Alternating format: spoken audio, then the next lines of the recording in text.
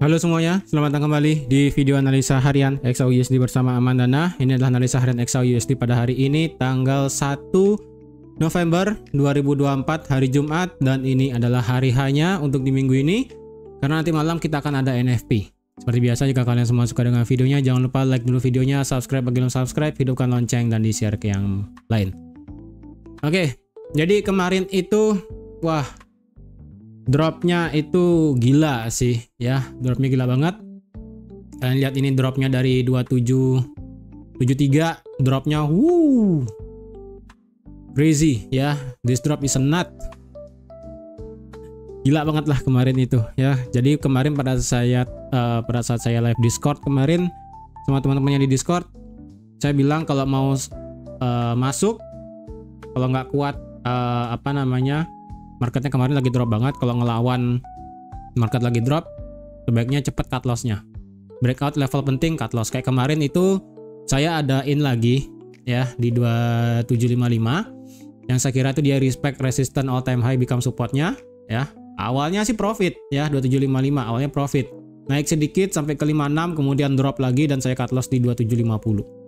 Dan untungnya sih cut loss di 2750, ini dropnya sampai 2731 soalnya. Jadi better saya cut loss daripada harus holding minus banyak banget sih, walaupun sekarang ujung-ujungnya naik. Tapi sekilas dulu cepat aja, ini dropnya lumayan gila memang.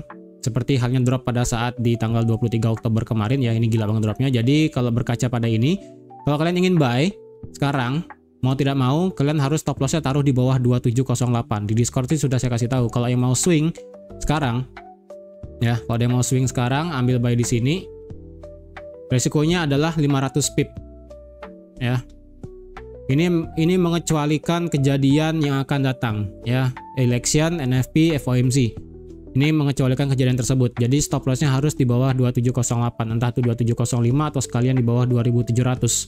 Bebas. Pokoknya kalau bisa di bawah swingnya ini.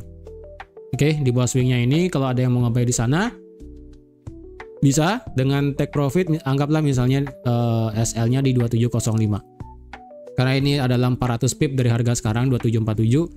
Jadi kalau dicari sampai 2800 itu masih make sense ya. Kalau misalnya lihat kalau sampai 2800 ini masih 1,3. Dengan 400 pip SL, 500 pip TP. Jadi sekali lagi ini kan swing ya. Jadi wajar swing tuh besar banget SL-nya.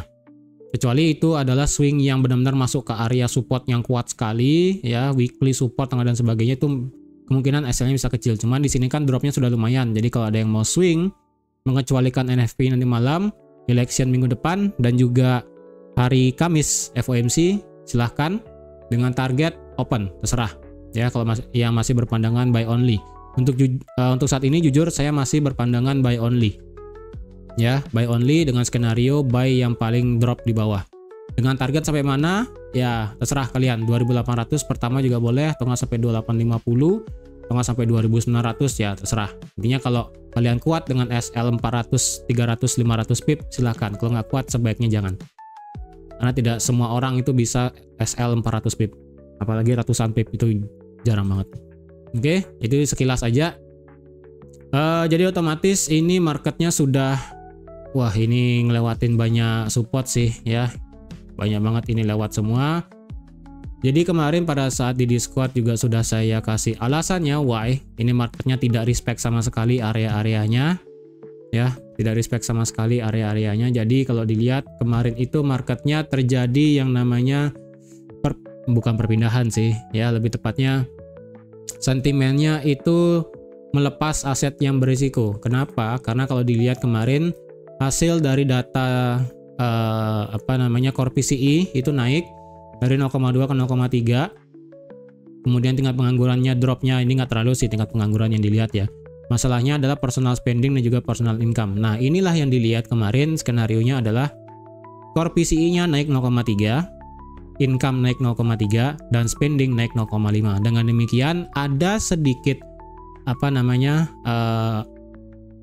kayak cocok logi sih bahasanya ya. Jadi ada sedikit anggapan ya, ataupun ya semacam itulah ya, anggapan bahwa nanti di bulan depan, lebih tepatnya di minggu depan, untuk masalah pemotongan suku bunga adalah tidak akan ada pemotongan suku bunga. Walaupun sekarang sih ya dari probability-nya itu masih tinggi untuk masalah potong suku bunga. Tapi kemarin katanya sih ya dengan data core PCE di sini nanti di tanggal 15 pada saat 15 atau 14 November katanya nanti CPI bakal naik lagi. Jadi harus ditahan suku bunganya. Katanya sih gitu ya. Saya lihat beberapa berita kemarin itu seperti itu. Kenapa ini marketnya juga drop parah? Semua aset berisiko ya. Jadi di sini saya infokan aja semua aset yang berisiko. Dimulai dari Nasdaq. Ini Nasdaq sekarang kalau kalian lihat di bawah 20.000, bahkan Bitcoin nyentuh 70.000. Ya, Bitcoin sendiri nyentuh 70.000, kemudian S&P 500 drop kemarin sampai 5.400. Oh enggak, sampai 5.700 bahkan, sorry.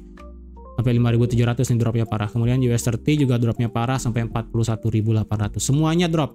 Kenapa? Kalau kalian lihat di sini ada fixnya ngegap pada saat hari kemarin.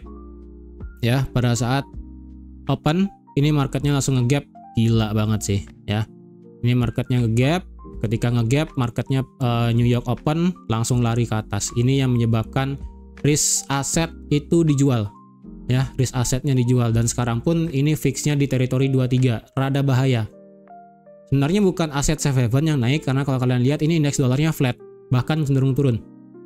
Ya, indeks dolarnya flat bahkan cenderung turun. Yang naik itu adalah fixnya karena ada something wrong yang diikuti oleh yield.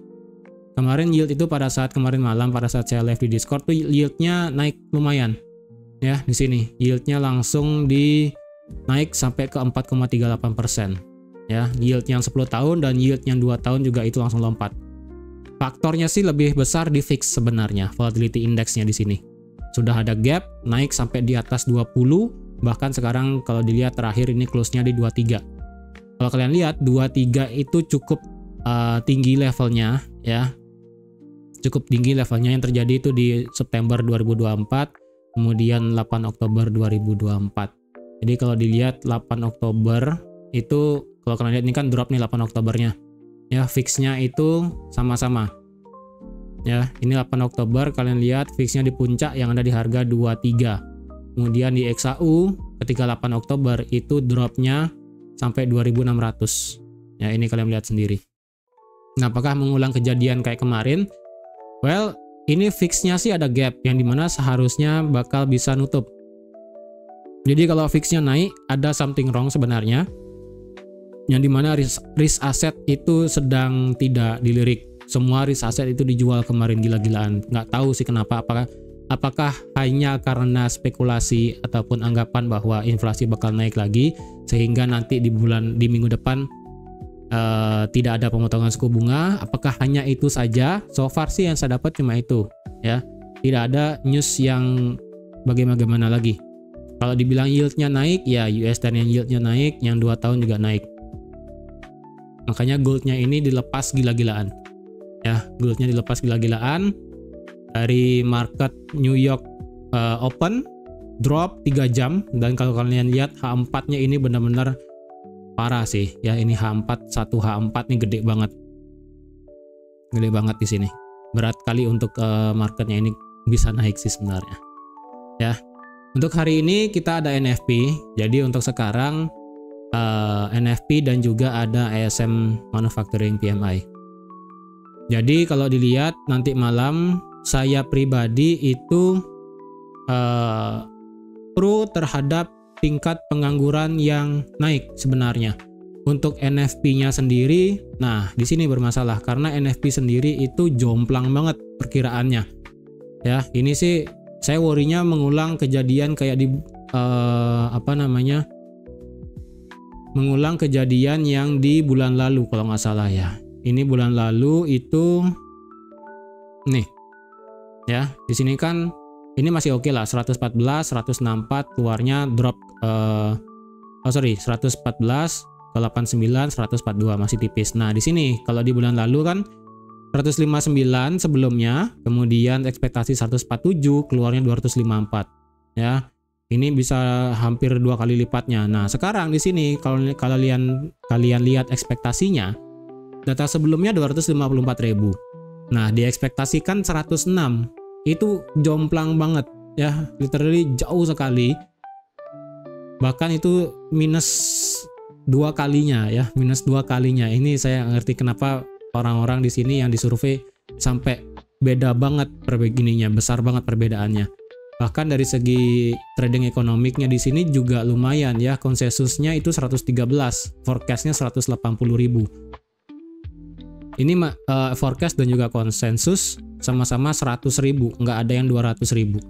Ini saya sedikit worry nanti malam ini ya NFP-nya. Tapi untuk tingkat pengangguran saya prefer ini naik antara 4,2 atau 4,3 sih. Ya, tapi untuk NFP jujur saya nggak tahu angka range-nya berapa, karena dari segi konsensus dan forecast aja 100.000, data sebelumnya 254.000. Ini pure saya spekulasinya terlalu jauh sekali, jadi better saya nggak bisa ngasih apa-apa. Karena yang saya takutkan adalah kalau angka 254.000 ini hanyalah hanya fake ya, fake dalam artian itu adalah nanti malam 254.000 ini direvisi turun. Misalnya turun ke 200.000 atau nggak turun ke 190.000. Itu yang bakal membahayakan USD itu sendiri. Gold sih kemungkinan bisa naik lumayan kencang. Ya, walaupun misalnya nanti keluarnya di angka 150 gitu kan.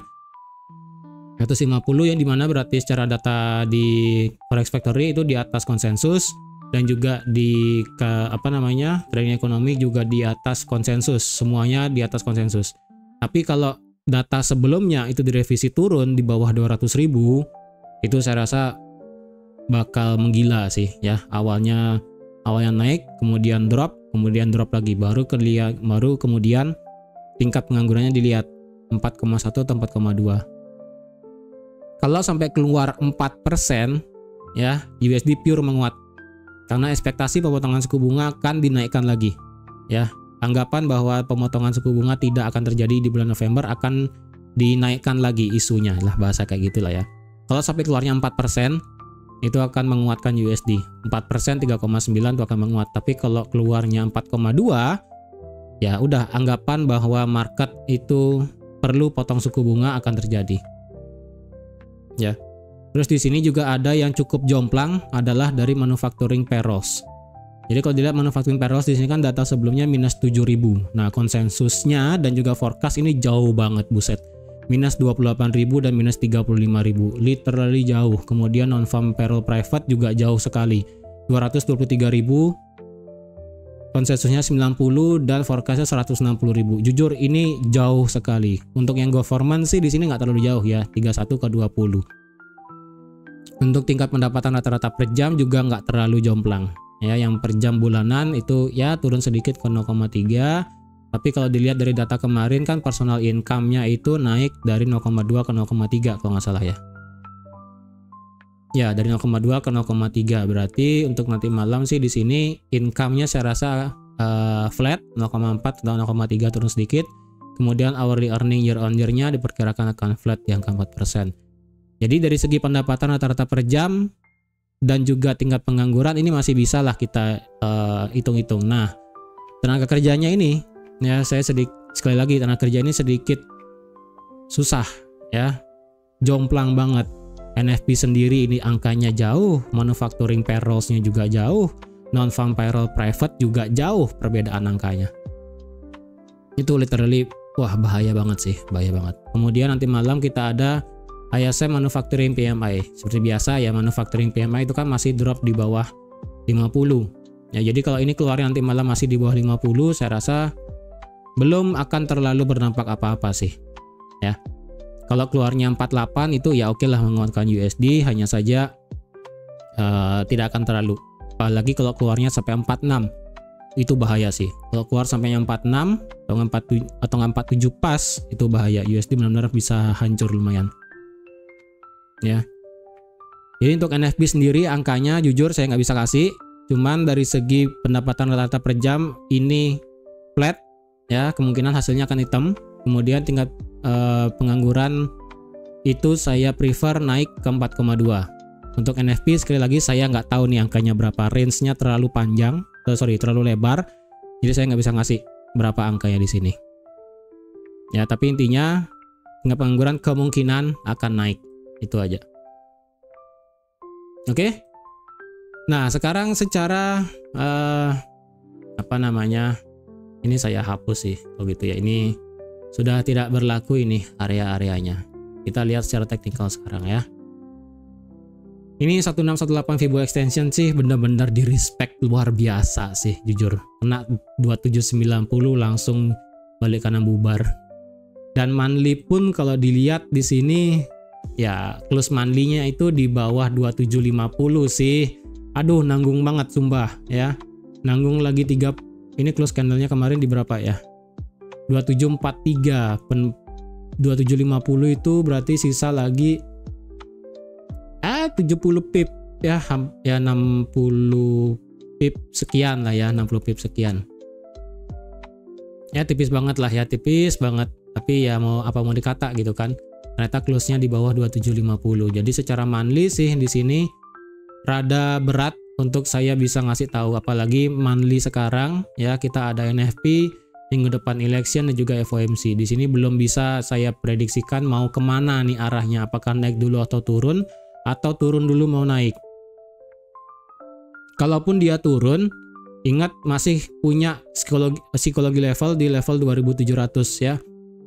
Kemudian resistance become supportnya itu ada di 2685. Kalau mengacu pada candle monthly bulan lalu, itu kan marketnya sempat drop dulu ya, drop dulu sampai 2600 kemudian terbang. Nah kalau mengacu pada kemarin, kemungkinan ini drop sampai 2700 mungkin ya, kemudian baru dia naik lagi. Mungkin karena ini election dan juga FOMC dan juga NFP yang jomplang banget datanya, jujur ini berbahaya sekali ya, berbahaya sekali. Jadi kalau kalian nggak mau trading, better jangan. Sampai di minggu depan sih lebih baik kalian stay away dulu. Kalau kalian nggak kuat, ya ini benar-benar kacau ya. Kalau kalian lihat juga dari segi weekly kemarin itu ya, kemarin weekly-nya itu benar-benar, nah ya, oh ini weekly ya. Untungnya sih weekly-nya nggak nge-break low-nya sendiri sih ya. Nah untuk weekly sekarang harapan saya adalah marketnya itu bisa close di atas 2758 ya. Kalau dia bisa close di atas 2758 berarti kan bentuk candlenya bakal begini. Berarti bentuk candlenya bakal begini. Let's say lah ya, close di atas 2758. Itu kan bentuk candlenya bakal begini nih ya. Walaupun besar bodinya nggak begitu gede dan juga ekor atas dan ekor bawahnya imbang, ini pure berarti marketnya benar-benar menantikan FOMC dan juga election. Walaupun dia close di atas 2758, tapi kalau dia close di bawah 2758, walaupun sebesar ini dan hasilnya hijau, tetap akan menjadi marketnya masih akan menunggu hasil dari FOMC dan juga election. Kecuali marketnya close di sini, membuat yang namanya hammer, inverted hammer, merah dan ditutup bearish di 2730, let's say ya. Let's say ditutup di 2730 atau enggak dia ngebreak low-nya sendiri dan sampai dia ngebreak pembukaan monthly di minggu lalu. Berarti sampai 2721 ya. Dia tutup ngebreak low-nya sendiri dan tutup di bawah 2721. Udah sih kalau udah kayak gini kemungkinan kita melihat koreksi cukup dalam di XAUUSD minggu depan. Yang dimana jujur ini saya nggak pengen sebenarnya ya. Karena nanggung ini 2800. Cuman ya nggak tahu deh ya, market ini lebih respect 2790 atau 2800. Jadi sekali lagi kalau ini marketnya close di bawah 2721 ya, dan marketnya ada ekor bawah yang cukup untuk kelihatan ya, anggaplah ekor bawahnya sampai 2715.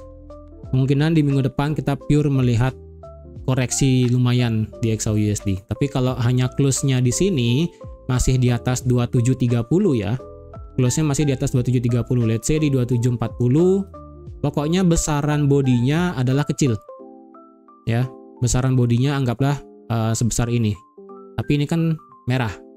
Kalau dia merah, besaran bodinya kecil, ya kita benar-benar akan menunggu hasil election dan juga FOMC ya. Ini hanya akan berubah menjadi bagus jika weekly-nya close di atas 2770.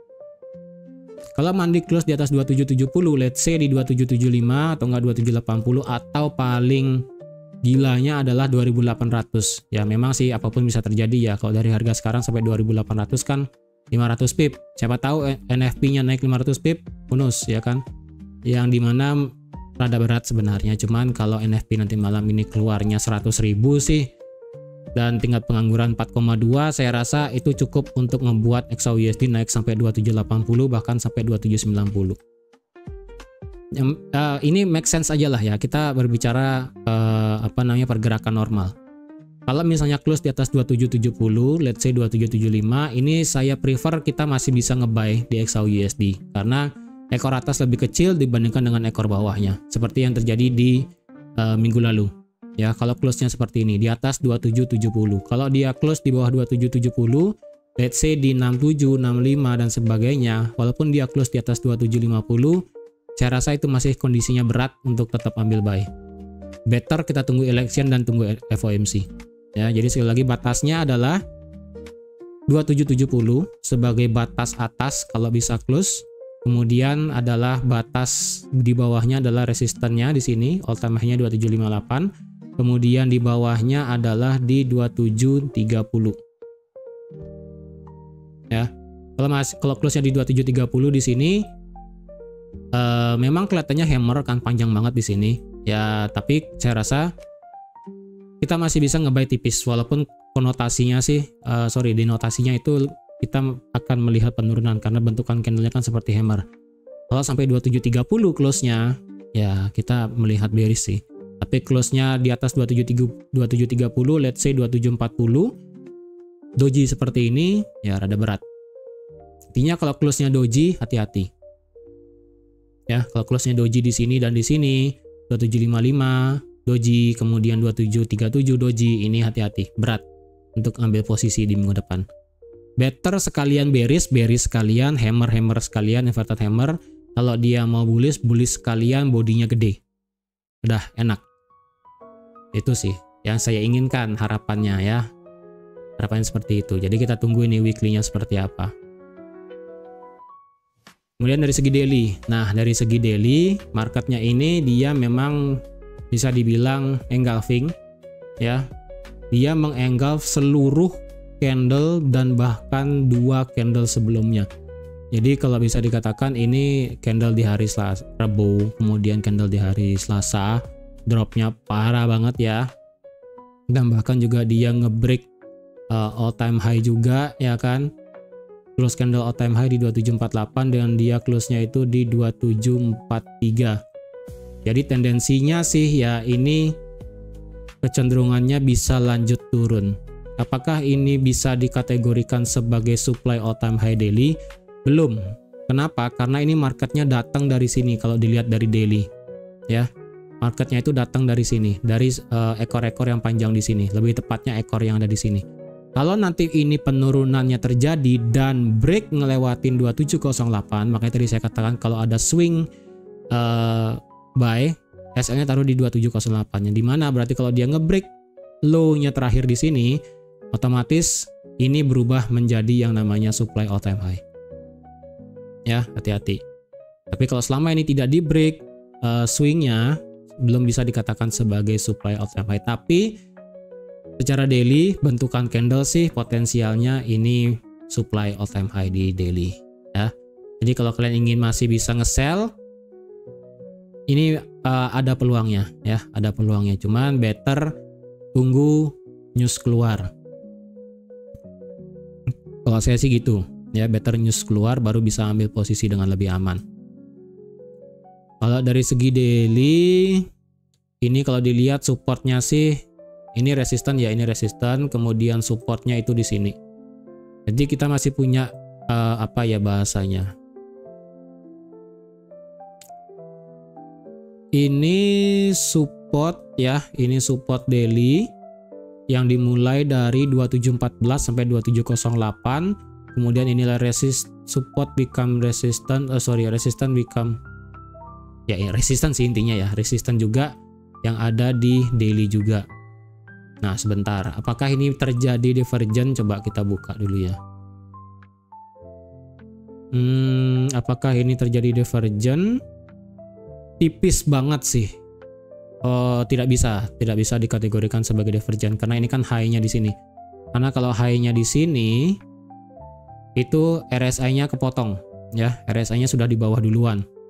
ya, jadi nggak bisa dikategorikan sebagai divergent. Dan stokastiknya pun di sini kalau kalian ngambil ininya, ngambil atasnya, ini bisa dikatakan tipis banget ya. Jadi kalau pakai di sini ya, tipis banget. Dan RSI pun kalau dilihat, oke, ini ulang. Kalau dari RSI pun juga sama nih, tuh. Apakah bearish divergent? Ya, aduh, nggak terlalu kelihatan sih sebenarnya ya, nggak terlalu kelihatan. Weekly masih aman untuk nge-buy sebenarnya. Ya, ini secara daily, stokastik dan juga RSI masih belum ada tanda-tanda bearish, nggak ada juga, menurut saya sih nggak ada tanda-tanda divergent juga ya, jadi belum bisa dikategorikan sebagai divergent. Oke, dari segi daily kalau kalian ingin nge-buy, saya rasa ini nggak bisa kalian lihat dari daily ya, ini nggak bisa dilihat dari segi daily sih. Kita lihat dari H4 ya, karena kemarin marketnya itu bisa dibilang respect 1618 Fibo ya, dari sini ke sini tuh ya, marketnya respect 1618 Fibo, berarti sekarang kita ubah Fibonya dari orisinil sampai ke titik 100. Dari titik 100 ke titik orisinil nolnya. Dan kalau kalian lihat, ini marketnya kemarin drop parah sampai ke level golden ratio, bahkan nembus hampir ke 78,6 dan close-nya untungnya di atas 61,8. Makanya saya katakan lagi, masih bisa kalau ada yang mau swing buy secara teknikal ya. Ini close-nya di atas 61,8, which is good. Karena kalau ini close di atas 61,8, potensialnya marketnya masih bisa lari. Tetapi better kalau kalian ingin nge-buy, saran saya sih di atas 2760 untuk saat ini, karena ini secara garis besar memang ini marketnya retrace turun ya, marketnya retrace turun.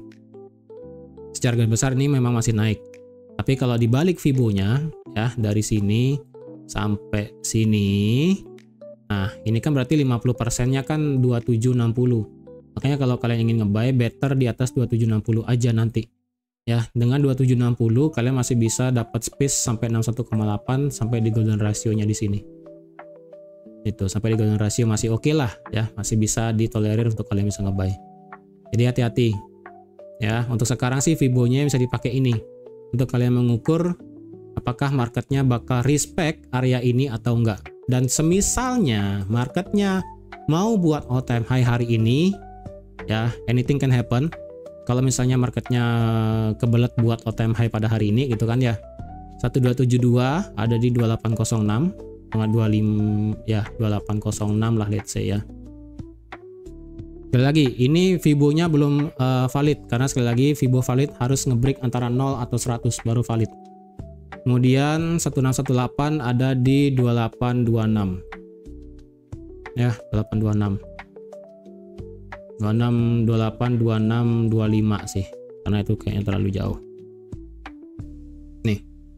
Jadi menurut saya kalau memang ini marketnya mau buat all time high, next targetnya adalah 2800. Oke, ini masih H4 loh ya, ini masih H4. Kalau dilihat dengan stokastik, secara H4 sih di sini marketnya sudah ngeriset ya, sudah ngeriset dalam artian kalau H4-nya bisa balik lagi di atas 50 secara stokastik dan juga RSI kembali lagi di atas 50, saya rasa itu ada momentum buat naik.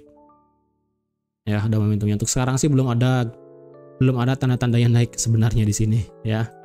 Belum ada. Ini marketnya masih flat banget, jadi hati-hati. Kalau dicari area supply-nya untuk kalian nge-sell, di sini nggak ada sih. Ini deres banget turunnya kemarin soalnya ya, nih deres banget. Untuk supply terakhir sekarang adalah di sini, di M5 yang bisa saya kasih. Ini yang ada di harga 2756 sampai 2751. Jadi kalau nanti misalnya kalian ada yang mengide buat nge-sell nanti, bisa pikir-pikir di 27 berapa ini? Bentar. 2752 sampai 2756 ya. So far sih marketnya ini sekarang flat banget. Jadi kalau kalian ada yang ide mau nge-sell, tunggu nih marketnya naik sampai sini. Dan bolehlah kalian pikir-pikir untuk nge-sell di sini ya. Targetnya tipis-tipis aja, stop lossnya berarti di atas 2758. Kalau di sini sih ini marketnya nggak, ini dropnya parah sih ya, karena kalau dilihat dari M1 ini ya kalian tahu lah ini ya, ini M1 ini apa nih, M1 nya nih dari 2762 sampai 2778 ini M1 berbahaya, ini M1 nya jujur berbahaya, dilibas itu bisa nanti kalau memang marketnya momentumnya naik lagi. Secara M5 market nggak punya apa, candle nggak punya ekor ya, nggak ada sih, normal di sini semua. Kalau dicari supply di sini sih nggak ada. Ingat ya, ini potensialnya adalah market dari supply daily. Kalau dicari H1-nya berarti kita ini sih belum di retest ya, ini belum di retest resistannya, support become resistance belum di retest di 2763, kemudian support di sini juga belum di retest ya, 2770, 2771 nggak ada di retest, jadi hati-hati nih. Kalau sekiranya ini marketnya naik dan cuma untuk mengambil retest, next target itu bisa sampai sini. Antara nanti ini dia sampai sini dan turun, atau dia ngebreak sampai sini dan turun, atau dia naik terus sampai sini dan turun. Jadi kalau dikategorikan ataupun kalau dicari ke Fibo-nya dari sini sampai sini, maka ketemulah 38,2 area ini. Kemudian golden ratio-nya itu di 2771. Walaupun ini 2763-nya adalah mepet dengan 50% sih. Cuman kalau dilihat dari segi bentukan candle itu belum di retest, 2763 belum di retest, 2771 belum di retest juga. Bahkan ini pun belum di retest kalau dilihat berarti sekarang. Ini ada low yang valid di sini di 2776. Nih, di sini ada low yang valid yang belum sempat di retest oleh market di 2776,67 dan 70 lah ya di sini. Kalau mau cari angka cantiknya ini 65, kemudian di sini 64. Nah, di sini angka genapnya. Ya, jadi kalau ini marketnya naik, hati-hati, ini temboknya masih banyak yang belum di retest. Kalau dicari fair value gap, ya fair value gap sih yang gede ada ya di sini, fair value gap yang gede nih di H1 nih. Nih, cuman kalau saya pribadi sih di sini nggak saya kategorikan sebagai fair value gap. Kenapa? Karena di sini marketnya jatuh banget. Tidak ada apa namanya, tidak ada spare-nya, tidak ada apa namanya, tidak ada candle hijaunya sama sekali di sini. Benar-benar drop semua, H1, M30, M15 pun nggak ada candle hijaunya sama sekali ya kan. Jadi hati-hati. Kalau kalian ingin nge-buy, sekali lagi nge-buy hanya untuk swing ya, untuk teritori sekarang. Kalau nge-buy di bawah, saran saya adalah di area teritori ini terakhir. Ya. Untuk di bagian bawah sih ya, untuk di bagian bawah ini marketnya berhenti di sini. Di 273. Ini marketnya respect ini nggak sih? Bentar ya. Sekarang kita cari supportnya sekarang. Supportnya 2731 ya, 2731 sampai berapa ini?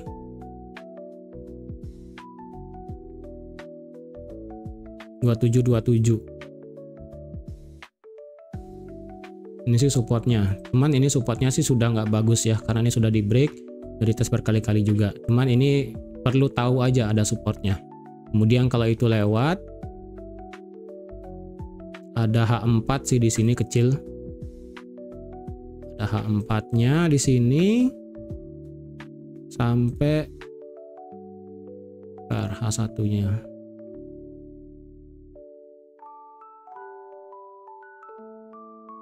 H4 dari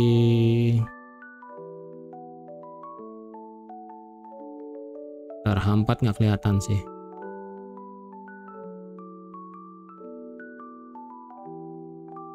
Ini ya, ini bisa sih 2719 ya, yang kayak kemarin ya. 2719 sampai 2720. Ini support selanjutnya sih.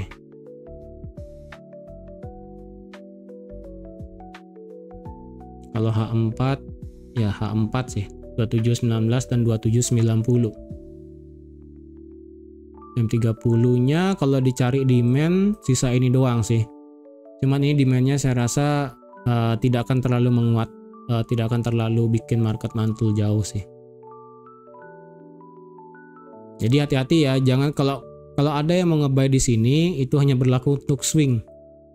Kalau mau nge-buy di atas, better di atas 2758 atau nggak di atas 2760. Tapi ini pun sekali lagi ya, ada tabrakan di 2764 resisten, kemudian 2771, 2776. Untuk saat ini, per sekarang video sekarang saya buat masih pro untuk buy only. Walaupun ini konotasinya marketnya sedang jatuh ke bawah, ya saya tetap ambil buy only untuk saat ini. Tapi untuk nanti NFP-nya keluar, kemudian election dan juga FOMC, saya akan update lagi. Di minggu depan baru saya akan update lagi apakah buy only atau sudah mulai pikir-pikir. Nah sekali lagi, weekly-nya harus bisa close antara sekalian merah dan terbentuk hammer, atau bullish sekalian dengan body yang lumayan gede. Itu aja. Dengan demikian baru di minggu depan ada perubahan tone antara tetap nge-buy atau kita sabar dulu, jangan nge-buy dulu. Itu. Oke, jadi sekian dulu untuk analisa XAUSD pada hari ini. Sekali lagi, nanti malam ada NFP. Jadi sabar ya. Sabar adalah kuncinya, jangan terlalu terburu-buru, dan sekalipun kalau kalian itu nekat nge-buy dengan kondisi marketnya lagi drop kayak begini, kalian harus tahu level-levelnya dan kalian harus tahu di mana SL-nya. Dan kalau kalian nggak pakai SL, better cut loss.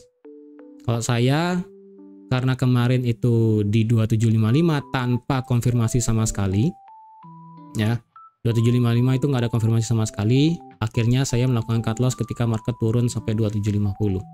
Better melakukan cut loss daripada harus kena floating banyak. Better kena loss yang kecil daripada harus floating besar. Nanti kita entry lagi ketika marketnya sudah mulai normal. Untuk saat ini belum normal ya. Ini tumben banget nih, saya nggak tahu nih kejadian kemarin apakah karena hari ini new moon atau gimana ya. Jadi kalau orang Bali sekarang sih ada tilam hari ini ya, ataupun bulan mati. Nggak tahu deh apa karena itu juga ataukah mungkin karena ada LDR, nggak tahu. Apakah cuma karena sentimen kemarin aja gara-gara fixnya itu lompat, nggak tahu juga. Mungkin kalau ada yang punya cocokologi bisa komen di kolom komentar. Oke, jadi sekian dulu untuk hari ini. Terima kasih sudah nonton video sampai habis. Terima kasih juga sudah like, share, dan subscribe. Dan sampai jumpa lagi di analisa harian XAUSD minggu depan. Bye-bye.